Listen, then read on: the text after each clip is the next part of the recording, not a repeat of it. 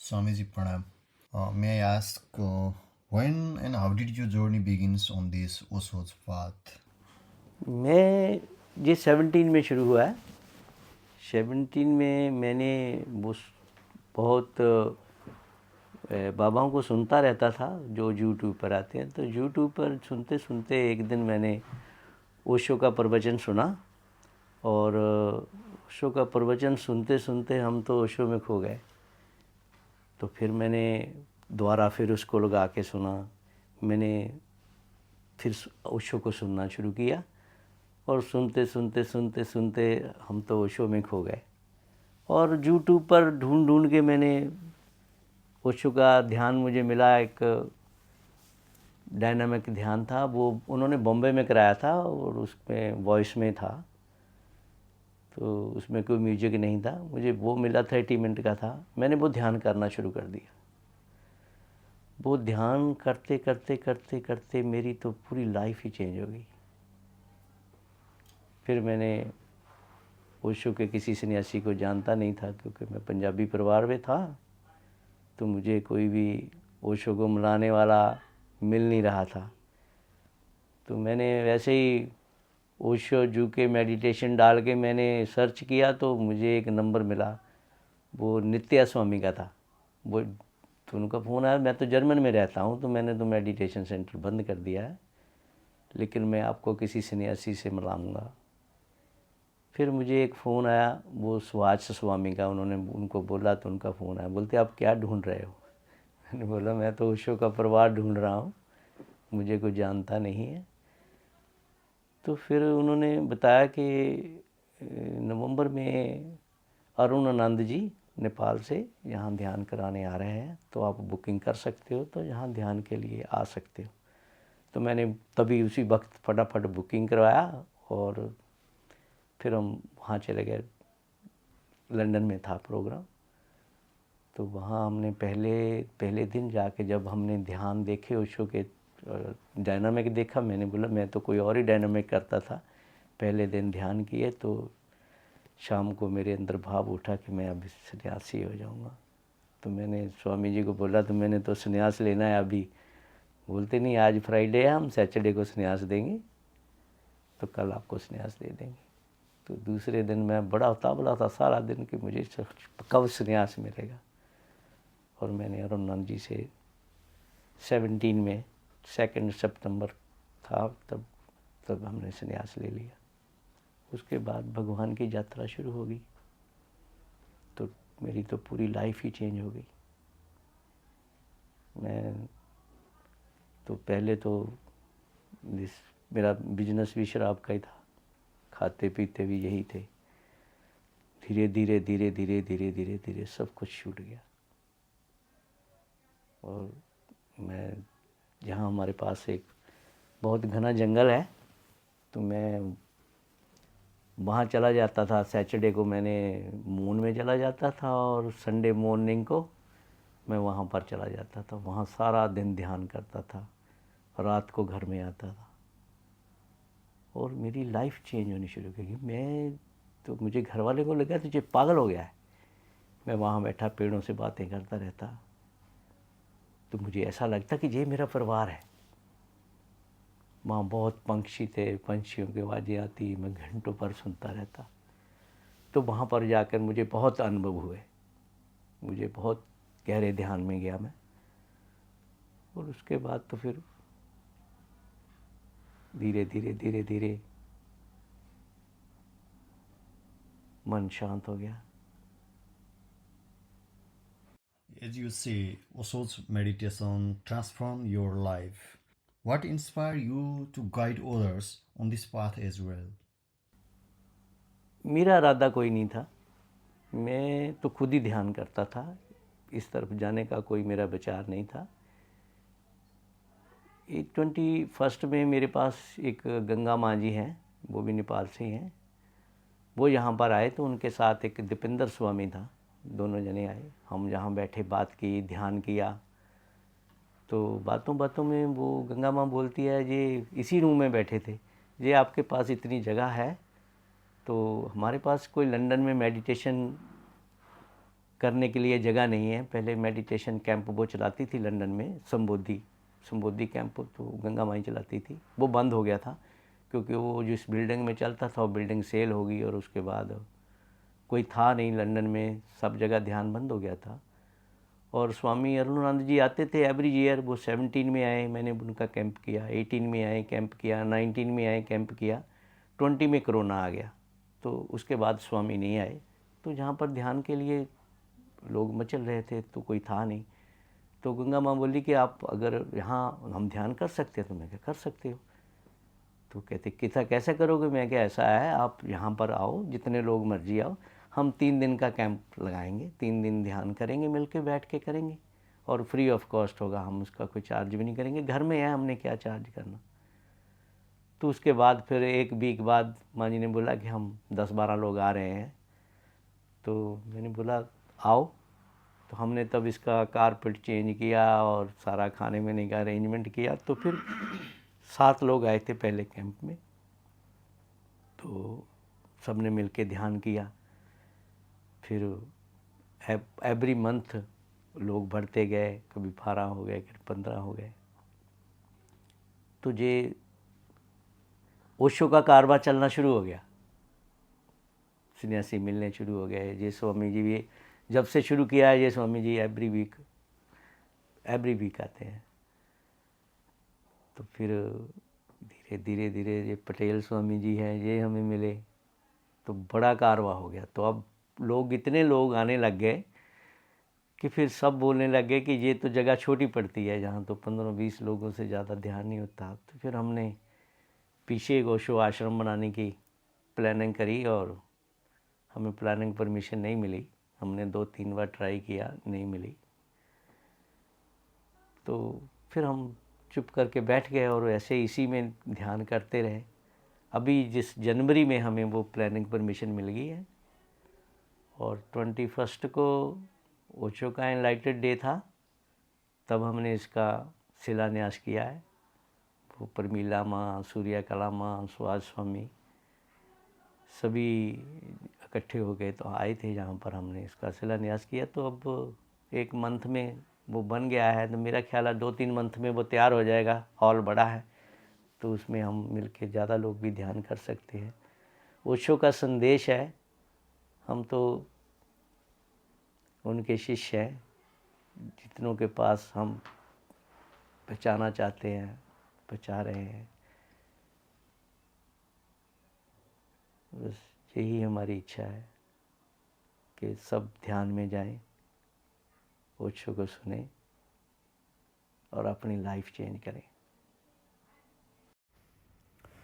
Swamiji, as you share, before taking sannyas, you believe that alcohol, fun, and romance brought you happiness. But now you find joy in Osho's meditation. So, what do you feel is the difference between that kind of happiness and the happiness you experience now? वो हम काफ़ी दारू पीते थे और रात को पीने के बाद फ्रेंड थे, इकट्ठे होकर क्लब भी चले जाते थे। यही ज़िंदगी थी, खाया पिया और मौज किया। तो हम सोचते कि यही खुशी है, तो उस खुशी में हम जी रहे थे। हम संन्यास लेने के बाद भी हम दारू पी लेते थे। मीट अंडा भी, मीट तो हमारा मांस खाना तो मैंने जिस दिन संन्यास लिया उसी दिन छूट गया। तो हम विस्की पी लेते थे। जब कोरोना हुआ तब भी हम पीते थे, क्योंकि हमारी नीचे स्टोर था, बहुत बिजी था, सारा दिन सर्व करते थे और रात को घर में आते थे और एक पैक डाला, उससे हाथ धोते थे तो एक लगा लेते थे। ऐसी बात थी। जब हम कोरोना ख़त्म हुआ तो हम, आपको बोला है कि हम जंगल में जाना शुरू कर दिया। तो वहाँ पर हम ओशो के प्रवचन भी सुनते रहते थे। तो ओशो ने बताया है कि अगर दारू पीनी है तो कैसी पीनी है। तो मैंने उनका प्रवचन सुना, मैं क्या अब ऐसे ही पिया करेंगे जैसे भगवान ने बताया। मैंने बहुत महंगी सी बोतल लेके आया, काफ़ी लेके आया, अभी भी पड़ी है मेरे पास, वो काउंटर में पड़ी है। मैंने बोला अब बढ़िया शराब पियेंगे, बढ़िया शराब। 500-500 की बोतल लेके आया ग्लासको से। तो वैसे ही हमने टेबल रखा, पहले टेबल के ऊपर कपड़ा बिछाया हमने, फिर हम बोतल लेकर रखा, फिर हम आइस लेके आया, आइस रखा, फिर हम सोडा लेके आया, सोडा रखा। एक एक चीज़ जैसे उन्होंने बोला मैंने वैसे ही किया। बस करते करते फिर थोड़ा सा डाला और ध्यानपूर्वक पीना शुरू किया, पूरे ध्यान से। बस उसी चक्कर में फंस गए हम। जब ध्यान से पिया तो फिर पता चला ये क्या कर रहे हो, क्या पी रहे हो, असली नशा कहाँ है। तो फिर ओशो का असली नशा उतरा, तो फिर वो भी छूट गया। फिर मैं तब से तो बहुत गहरे ध्यान में जाना शुरू कर दिया। मैं ज़्यादातर तो फिर मेरा इधर फ्रेंड सर्कल पूरा छूट गया, और कोई मुझे फ़ोन भी नहीं करता था, बोलते इसने दारू नहीं पीना, इसको क्या बना के करना। तो मेरा प्रेम जो है वो जंगल में जानवरों के साथ, पेड़ों के साथ हो गया। तो मैं घंटों घंटों पेड़ों के साथ बैठा बातें करता रहता था। तो कई बार मेरा बेटा मुझे ढूंढने गया कि पापा आए नहीं है, कहाँ है, तो वो देख के आता था, बोलता गाड़ी तो उनकी खड़ी है लेकिन वो कहाँ है मुझे पता नहीं है। माँ जी मम्मी को अपनी को बोलता था। तो मैं घंटों रात को कई 10-10 बजे तक मैं वहाँ पर बैठा रहता था। वहाँ मुझे ऐसे ऐसे अनुभव हुए, ऐसे ऐसे अनुभव हुए। फिर पता चला असली ज़िंदगी क्या है। ये जो नशा है ये तो 24 आवर चढ़ा रहता है। हमारे गुरु ग्रंथ साहब में लिखा है, नाम कुमारी नानका चढ़ी रहे दिन रात। उसका पता नहीं था, यहाँ आकर बाद में पता चला कि इसका मतलब ये है। ये खुमारी है जो शराब तो रात को पिया, 2 घंटे बाद फिनिश, फिर दूसरे दिन पीना पड़ता है। ये तो ऐसा नशा है जो 24 घंटे चढ़ा रहता है। फिर प्रेम पैदा शुरू हुआ, इतना प्रेम, पेड़ों के साथ प्रेम, जानवरों के साथ प्रेम। तो प्रेम से बैठा बैठा यहाँ और मेरे आंसू बहते रहते थे। ओशो को ऐसे देखता था तो आंसू शुरू हो जाते थे। तो फिर जाके प्रेम का पता चला, और प्रेम में ही भगवान है। हम जब स्कूल में पढ़ते थे तो दीवार पे लिखा होता था, जिन प्रेम किया तिन ही प्रभु पाया, और एक लिखा होता था मन जीते जग जीते। हमें पता नहीं था मन जीते जग जीते इसका मतलब क्या है। अब जाके पता चला, जिसने मन को जीत लिया तो पूरा संसार उसका हो जाता है। अब देखो ना, यहाँ पर पूरा संसार ही हमारा हो गया ना। कितने सन्यासी आते हैं, कितना प्रेम मिलता है। Amazing amazing. I have seen many sannyasis came here to meditate. How do you feel when you give sannyas to so many Osho seekers, and what do you sense they experience through it? देखो, जितने जितने जितने भी सन्यासी यहाँ आ रहे हैं वो सब बहुत गहरे में जुड़ गए हैं। अभी एक उदाहरण तो ये हमारे स्वामी जी हैं। ये स्वामी जी पहले काफ़ी जब से कैंप बंद हुए हैं, ये भी हम सब बेम्बली में जाते थे, परबिला माँ का कैंप चलता था। जब से वो बंद हुआ था तो सब कुछ महसूस कर रहे थे, कमी महसूस कर रहे थे कि पता नहीं हमारा की छूट गया है। तो ये स्वामी जी जब से आने लगे, एक बार भी कभी इन्होंने मिस नहीं किया है, और इतने गहरे ध्यान में जाते हैं, आनंद आता है इनको मिलके। तो बहुत सारे सन्यासी हैं जो अब बहुत गहरे में जाने लग जाए हैं। बहुत लोगों को जहाँ पर अच्छे अनुभव हुए हैं, और अभी तो बहुत लोग जहाँ से सन्यास भी ले चुके हैं। 70-80 लोग तो जहाँ पर सन्यास भी ले चुके हैं, जो जुड़ चुके हैं, जो आते हैं और बाद में सन्यासी हो गए। तो एवरी कैंप में 1-2 लोग तो सन्यास लेते ही हैं। 4 साल से चल रहा है, काफ़ी सन्यासी नए भी जुड़े हैं, तो वो भी चेंज हो रहे हैं। Swamiji, you mentioned finding deep joy in the meditating alone in the jungle. In today's world, many people carry responsibilities, family, work, and social commitments. Some may quietly worry about that walking this meditative path could detach them from those aspects of life. What would you say to those who hold such concerns? नहीं, ये अलग नहीं करेगा, ये जोड़ेगा। जब आप ध्यान में जाते हो तो आपको फैमिली से दिल से गहरे से आप जुड़ते हो। पहले तो बार बार से जुड़े हैं ना, तो हमें मतलब है, बीवी से हमें मतलब है कि हमें खाना बना के देती है, बच्चे बेटे से मतलब है कि ये मेरी सेवा करेगा बूढ़ा होकर, मैं बूढ़ा हो जाऊंगा यदि मेरी सेवा करेगा। जब आप ध्यान में जाते हो तो आपको पता चलता है कि ये हमारे कितने गहरे कई जन्मों के रिश्ते हैं। आप उनकी रिस्पेक्ट करनी शुरू कर देते हो, तो वो भी आपकी रिस्पेक्ट करनी शुरू हो जाती है। ये तो इतना गहरा प्रेम बन गया। तो मैं तो, मेरा बेटा है वो सन्यासी नहीं है, लेकिन पढ़ा लिखा है, बिजनेस करता है मेरे साथ ही। लेकिन अब वो जितना मुझे समझता है पहले नहीं समझता था। आप यहाँ आ जाएगा, उससे बात कर सकते हो। वो अब जितना मुझे समझता है बहुत ज़्यादा रिस्पेक्ट करने लग गया। पहले नहीं थे, पहले तो था बाप ने पैसा कमाया है, हम ऐश करेंगे। अब उसको समझ आया। मेरी वाइफ है, ये सन्यासी नहीं थी, तो इनको पता था कि पहले ये दारू दूरू पी के रोज़ क्लब में जाते हैं। तो जब हम जाते थे, मेरा बेटा भी कभी कभी कहना हम भी पापा चले, बोला तुम भी साथ आ जाओ।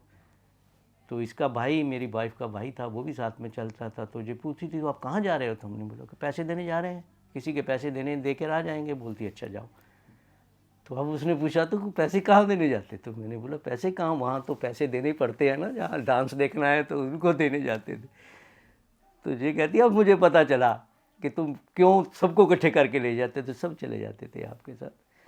तो वो इसके बाद जब ध्यान में हम गए तो इसके बाद तो नज़रिया ही बदल गया, मेरी फैमिली का नज़रिया बदल गया। मेरी वाइफ ने बोला कि आप कैंप में जाते हो, वहाँ क्या होता है? क्योंकि ये सिख परिवार से है, तो इनमें से कोई भी ओशो को तो जानता नहीं ना, इन्होंने कभी सुना था। तो मैंने बोला कि आप साथ जा सकती हो। तो लंदन में कैंप था, वो सुभाष स्वामी ने कराया था। तो रविंद्र भारती जी वहाँ आए हुए थे इंडिया से, तो वो कैंप हमने अटेंड किया।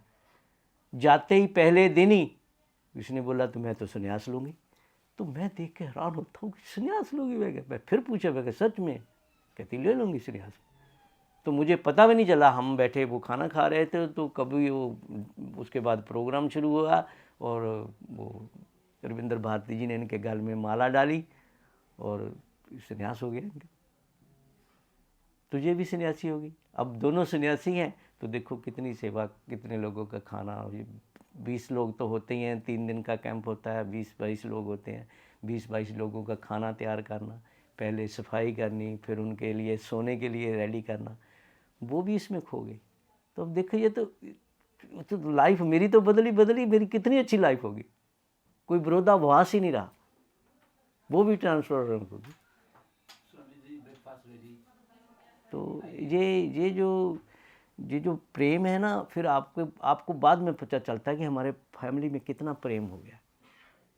विरोधाभास कुछ दिन के लिए होगा, जब आप ध्यान में बैठे हो, आप मौन में हो, बोलते नहीं हो। तो ये भी मुझे कहती थी मैं तो पागल हो जाऊंगी, आप मुझे बात भी नहीं करते। तो मैंने बोलता था कि नहीं, मैं संडे को बात नहीं करूंगा, मंडे को द्वारा आपको, मंडे को मेरे साथ बात कर लेना।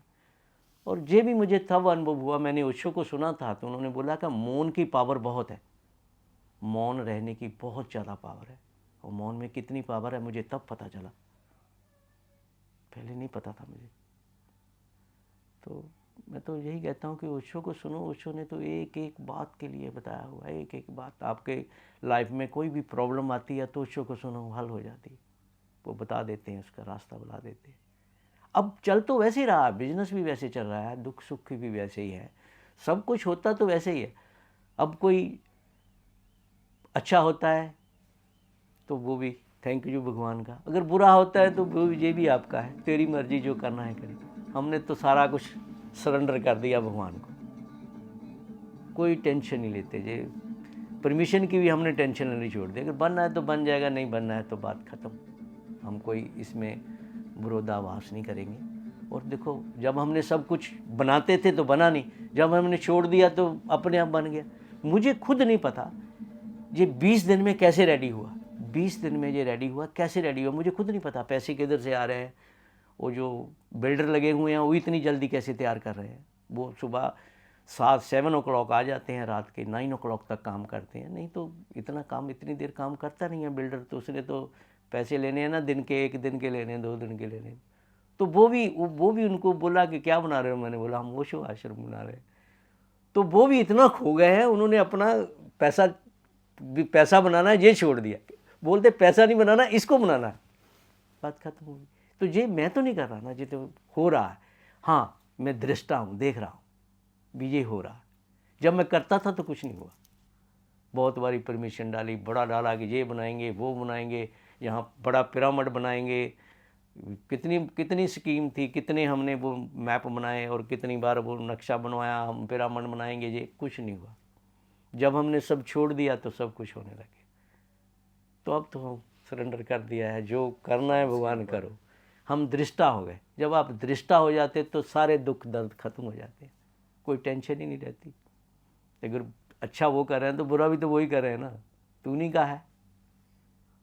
अभी मैंने कल ओशो का प्रवचन सुन रहा था, तो उसने किसी ने क्वेश्चन किया था कि आप जब प्रवचन करते हो तो मैं बहुत खो जाता हूँ, मेरे साथ ऐसे ऐसे होता है। बोलते देखो, बोलता भी वो है, मेरे में भी वही बोलता है, और आप में सुनता भी वही है।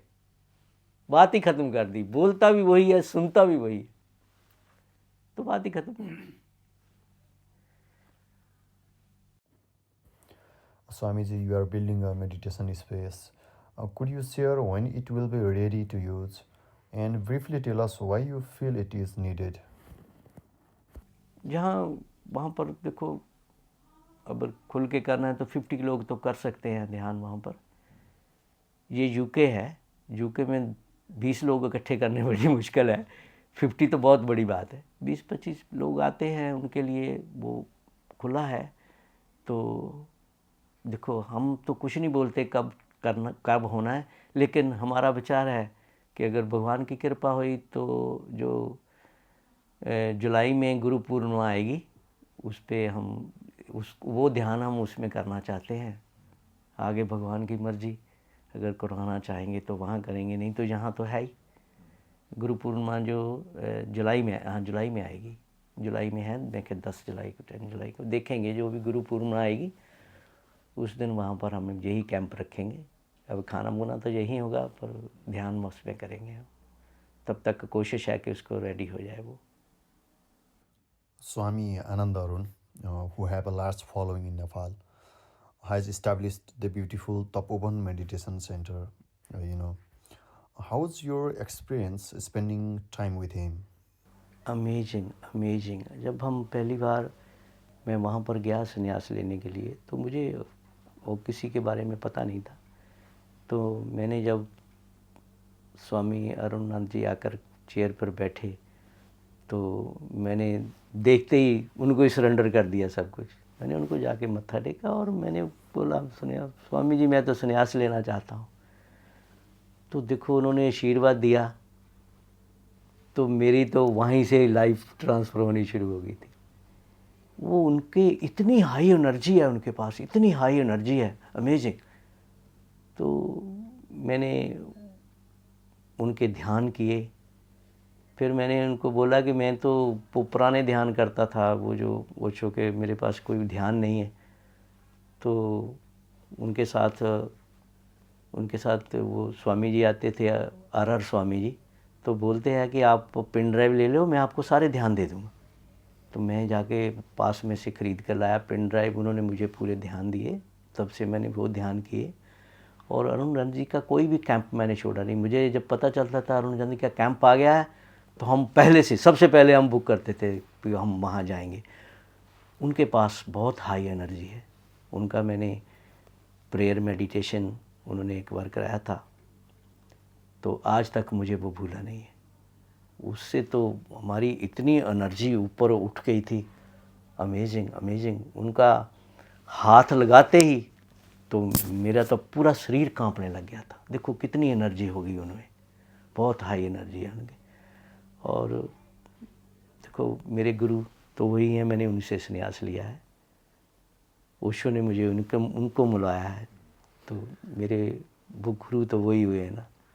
जब भी हमें टाइम मिला तो हम स्वामी जी के पास जाना चाहेंगे। अब जब यहाँ पर कोरोना हुआ था तो तब हमारे जूम मीटिंग में हम उनके साथ तब जूम मीटिंग भी हुई थी, तो तब भी वहाँ पर क्योंकि कुछ खाने पीने की भी प्रॉब्लम आ गई थी, सब कुछ बंद था। और शंकर स्वामी जी हैं वो भी मीटिंग में थे, तो मैंने उनको बोला कि हम सब इकट्ठे करके स्वामी जी को भेजते हैं। तो हमने कंट्रीब्यूशन कई बार किया है उनके साथ पास भी। तो जो कर रहे हैं वहाँ नेपाल में बहुत अच्छा है, हम उनको फॉलो करते रहते हैं, उनकी वीडियो देखते रहते हैं, संन्यास की वीडियो देखते थे। अब पीछे से कलकत्ता गए थे, कलकत्ता में भी हमने उनकी पूरी वीडियो फॉलो की। वो बहुत अच्छा कर रहे हैं, क्योंकि देखो उनके पास कितनी एनर्जी है, वो भगवान के साथ रहे हैं और भगवान का काम कर रहे हैं। मेरे देखने में जितने लोगों ने संन्यास अरुण आनंद जी से लिया है, आज तक कोई ऐसा और नहीं देखा मैंने जितने इतने लोगों को संन्यास दिया। हज़ारों लोगों को संन्यास दे चुके हैं, तो हम भाग्यशाली हैं कि हमने भी उन्हीं से संन्यास लिया है। Thank you so much for your valuable words and time, Swamiji. Thank you Swami.